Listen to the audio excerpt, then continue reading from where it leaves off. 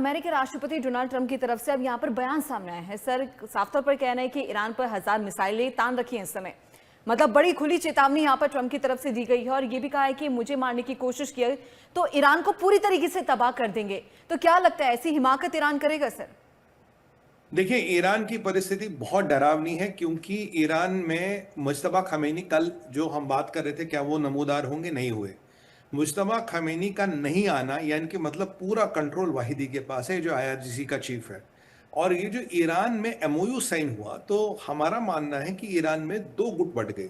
एक जो एमओयू के साथ में, एक जो एमओयू के अपोजिट है। जैसे कल खमेनी साहब का फ्यूनरल था तो जी। वहां एक मौलाना खड़ा होकर बोलता है इस पेजिस्कियन को भी यहीं गाड़ दो, इस अराची को भी यही गाड़ दो, ये तो गद्दार है। आप सोचिए, खमेनी साहब का फ्यूनरल चल रहा है, एक मौलाना आके हजारों लाखों लोग खड़े कह रहे हैं इनको भी यहीं गाड़ दो, ये गद्दार है देश के। ये एमओयू करने क्यों गए, ये एमओयू के सर मतलब पक्ष में क्यों है? हमें तो जिहाद करना है, हम तो जिहाद करते मरेंगे, हमें कोई एमओयू नहीं चाहिए। आप जानते हैं कि अराची और गिलाबाफ की, अराची और मैसूद पेजिस्किन की पिटाई भी, और मैसूद पेजिस्किन वहां एक ही बंदा है जो मैं मानता हूं सभ्य है, जो फिर भी काफी हद तक लिबरल है, काफी हद तक। अब देखिए, जब ऐसी परिस्थितियां चल रही, जब दो गुट बढ़ गए, खबर यह भी आ रही है कि ईरान कह रहा है जी कि जो पीछे शिपों पर अटैक हुआ वो हमारे कहने से नहीं हुआ। एक आईआरजीसी का ग्रुप है यानी कि वाहिदी, सीधा ग्रुप क्या, वाहिदी ने अटैक करा है क्योंकि उसको एमओयू से मतलब नहीं है। वाहिदी क्यों ऐसा करा? वो गद्दी पे बैठना चाहता, उसे पता मुज्तबा की हालत क्या। मुज्तबा अभी वाहिदी के संरक्षण में, याद रखिएगा, मुज्तबा की जो भी सिक्योरिटी वाहिदी देख रहा है। मुज्तबा की हालत क्या वाहिदी जानता है। मुज्तबा के नाम पे दुकान वाहिदी चला रहा, और वाहिदी जो सोचता होगा मैं सुप्रीम लीडर बनूं, टेक्निकली बन सकता है, ऐसा जरूरी नहीं कि इमाम ही वही बने, वाहिदी भी बन सकता है। तो इसीलिए उन्होंने वो अटैक कराए ताकि ये जो गिलाबाफ है, ये जो आपका रांची है, या जितने भी सो कॉल्ड लिबरल्स है थोड़े बहुत, इनकी मट्टी पलीद हो, अमेरिका के सामने इनकी वक्त जीरो रहे, ये वो कह रहे हैं।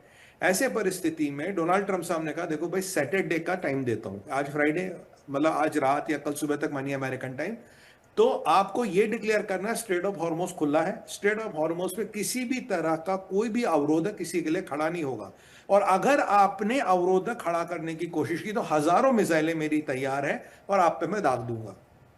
उसके साथ साथ फाइनली ट्रंप ने यह भी माना है कि मुझे ईरान ने मरवाने की कोशिश की, और उन्होंने कहा कि भाई ठीक है, मेरे पे असैसिनेशन अटेम्प्ट हुआ, ये हुआ वो हुआ, बट मैंने एक लिखित आदेश छोड़ा है, अगर मेरे को कुछ हो जाता है ईरान के द्वारा असैसिनेशन अटेम्प्ट में, तो आप ईरान की ईंट से ईंट बजाए, आप ईरान को टोटल खत्म कर दे, ईरान का टोटल विनाश कर दे। ये मैं ऑर्डर साइन करके जा रहा हूं। मतलब जो नया बैठेगा, जेडी वेंस बैठे या कोई भी बैठे, तो उसके लिए वो ऑर्डर बाध्य है, क्योंकि मैं अभी जो प्रेसिडेंट हूं, मैंने अपने टेन्योर में वो ऑर्डर साइन कर लिया।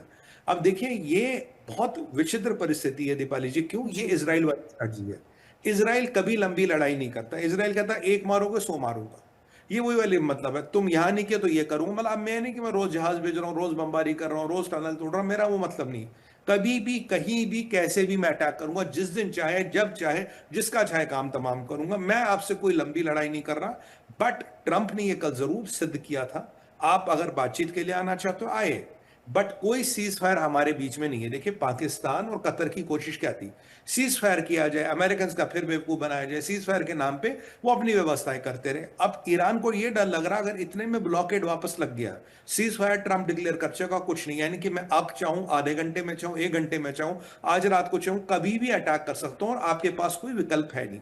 ऐसी परिस्थिति में युद्ध कभी भी भड़क सकता है, और अमेरिका लंबा युद्ध नहीं करेगा, वो बिल्कुल मुझे क्लियर लग रही है। जहां मर्जी, जब मर्जी उनको ठोकेगा। और जितना ये इस तरह का युद्ध बड़ा घातक होता है। क्यों दीपाली जी? इसमें जी। टेन्योर नहीं हो, टेन्योर नहीं ना आपके पास, 1 महीना चलाओ, 1 साल चलाओ, 3 साल चलाओ।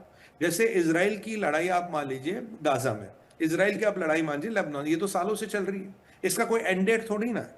आपकी एंड डेट की लड़ाई हो तो कहते यार हफ्ता हो गया, 2 महीने हो गए, 6 महीने, खत्म करो। ये चल रही, ये नोकझोंक वाली बातें चलेगी, आपने एक मारा मैं 10 मारूंगा।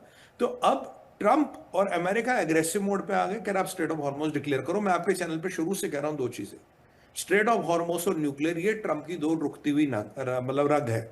इस पे ट्रंप कॉम्प्रोमाइज नहीं करेगा। अब देखिए ईरान क्या करता है, ईरान कंप्लाई कर पाता, नहीं कर पाता, आईआरजीसी मानती नहीं मानती। कल मुझे उम्मीद थी कि मुस्तफा खामेनी शायद दिखेंगे, पर मुस्तफा खामेनी का ना दिखना, आप मान के चलिए आईआरजीसी वालों का पलड़ा भारी है।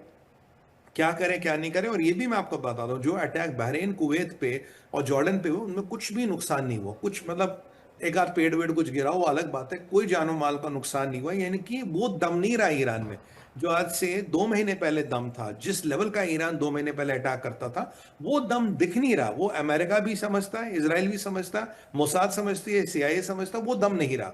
हाँ, मिसाइलें ड्रोन चलाएंगे पर वो जो मारक क्षमता है वो कम से कम 70-80% घट चुकी है।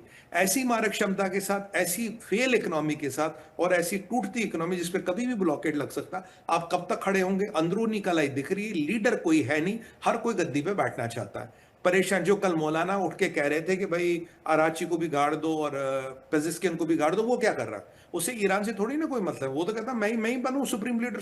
देखिए मौलाना को भी दिख रहा सुप्रीम लीडर है नहीं, तो हर कोई कोशिश कर रहा है यार मैं ही गद्दी पे बैठ जाऊं। वाहिदी कर रहा, कोई और मौलाना कर रहा, खटामी एक मौलाना वो करेगा, ये सब कोशिश करेंगे। क्योंकि जब तक मुस्तफा खमैनी नहीं आता और बिल्कुल हाल हयात हो, तब तक ये परिस्थिति अंदरूनी कलह की बद से बदतर होती मुझे नजर आ रही है। जी।